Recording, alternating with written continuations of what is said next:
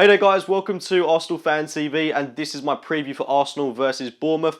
Pretty safe to say that Christmas was going pretty well until the Arsenal showed up last night and we lost 4-0 to Southampton. I mean, I'm still absolutely bewildered and dumbfounded at how we lost 4-0 to Southampton of all clubs. And I say that with great respect to Southampton, they absolutely turned us over last night, very worthy of the victory.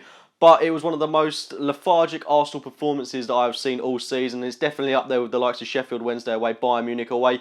And I'm simply not putting it down to a bad day at the office because it's not the first time we've seen it with Arsenal. And the evident problems that have been consistent throughout this season came into question again last night. Losing to West Brom away, drawing with Norwich, losing 5-1 to Bayern, losing to Sheffield Wednesday. I mean, these are consistent results that we're having about once a month. And it's not something that if you're going to be a title challenger, you can continue to have, especially in all competitions, because you need clubs to take you seriously. And I think that really didn't lay down a good statement for us last night, losing 4-0 to Southampton. But thankfully, we've got an opportunity 48 hours later in which to respond against Bournemouth.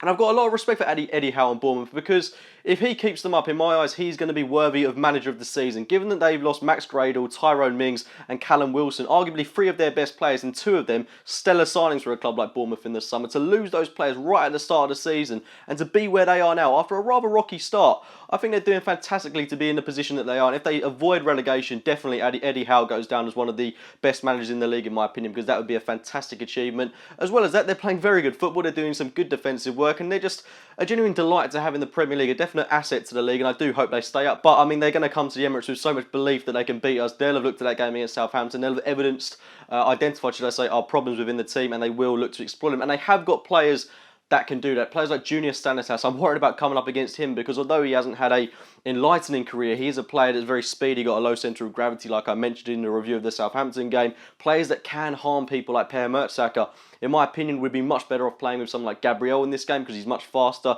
He copes really well with players that are very speedy, and I think he'd work well alongside Koscielny, who also had a very poor performance against Southampton. I'm not going to identify just Mertesacker as the root cause of the problem against Southampton because, quite frankly, the whole team was catastrophic throughout the course of the game, and it's one of the worst defensive displays I've seen from our back five all season. But I think it comes down to, in a way, players getting to an age now where they can't consistently put in games in such a thick and fast time span, because we've got players like Mertesacker, Flamini, who are entering their early 30s now, and when we've got players in the ranks like Callum Chambers, Gabriel, etc., I think we need to be giving these players a run out and see how they can do against Bournemouth. It is going to be difficult. I mean, Bournemouth are a very energetic team. They're a delight to watch, like I say, and the players that are coming in for their injured players, the likes of Glenn Murray, who they recently bought from Crystal Palace in the summer, you've got to say hats off to them because they really are doing a good job. They're getting in there, they're getting amongst it. A very hard working team, and it's going to be a really interesting game in my opinion. But like I say, they will come to the Emirates believing they can get a win, and we've got to completely eradicate that mindset from them by getting a good start in this game. We've got to get an early goal, and we've got to be looking a lot more energetic and up for the game than we did against Southampton, because we just didn't turn up against Southampton, quite frankly, and we've got to be looking up and ready for this game against Bournemouth. It's not a game that we can take for granted in any way, shape or form, because they can punish us. That's the reality. We've got a defence that can easily be got at. There are evident problems in that defensive back line, and teams will realise that they can score a couple of goals against us.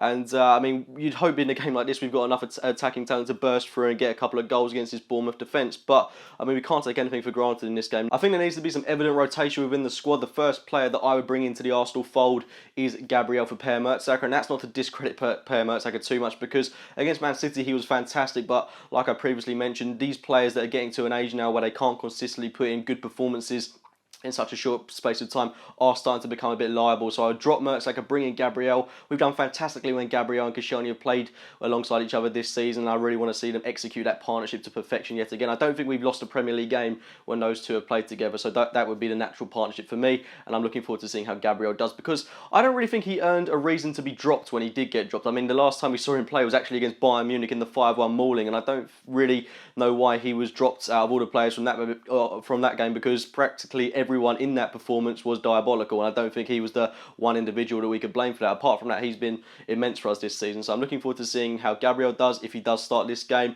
In the midfield, I would drop Matthew Flamini, and I'd be interested to see how Callum Chambers does in that central defensive midfield role. For the time that Callum Chambers has played off the bench for us this season, hasn't been at all convincing, but from the start, I'd like to see how he does. And the fact of the matter is, he's a lot more energetic than someone like Matthew Flamley. Might not have the same defensive capabilities in that role, but I'd like to see how he does in this game. Playing alongside someone like Aaron Ramsey, the front three in behind Olivier Giroud, I think picks itself. Joel Campbell, Mesut Ozil and Theo Walcott. I would bring in Chamberlain, but he hasn't done enough yet to convince me. It would be great if we had Sanchez back for this game, but unfortunately we don't. I think we're really starting to miss him. And Olivier Giroud up top, so practically an unchanged lineup. And I don't think there are too many changes we can make to this team, because I mean, you can look at players that we can bring in, we can, try and mix up the team as much as we want, but let's not forget that Arsenal 11 that went out against Southampton was also one that beat Villa 2-0, it went away from home and beat Olympiacos 3-0, it beat Man City 2-1, so it's not a crap starting 11, it can go out there and do a job against Bournemouth.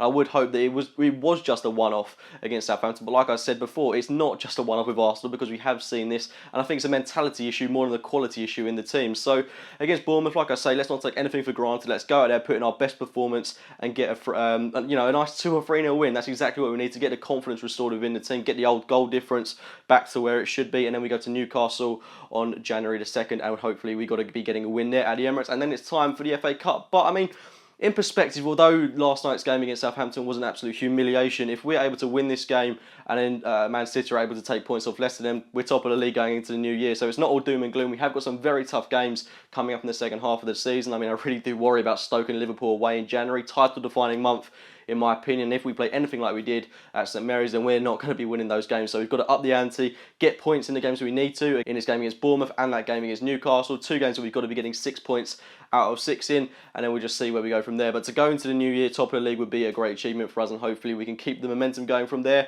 and put last night behind us. But get your thoughts on the game in the comments box below. Please do tweet me your team lineups and get your team lineups in the comments box below as well. Like the video if you have enjoyed it. Subscribe to Arsenal Fan TV if you're new to the channel, and as always, I'll speak to you very soon.